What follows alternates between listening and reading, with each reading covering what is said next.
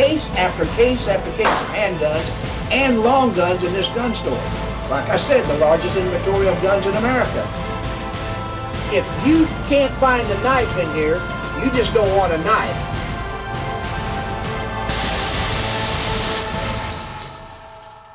Dodge has got it. Thank you, folks.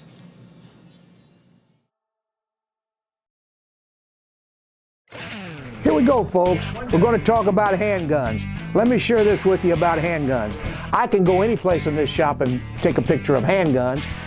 We've got so many handguns, it's unbelievable. This store right here sells over 3,000 handguns a year. So you could imagine how many handguns the president of this company, Brenda Duty, has to order all day long. We're replacing handguns. You're going to see every handgun that they make. You're going to see thousands, I don't know how many guns are in here, case after case after case after case.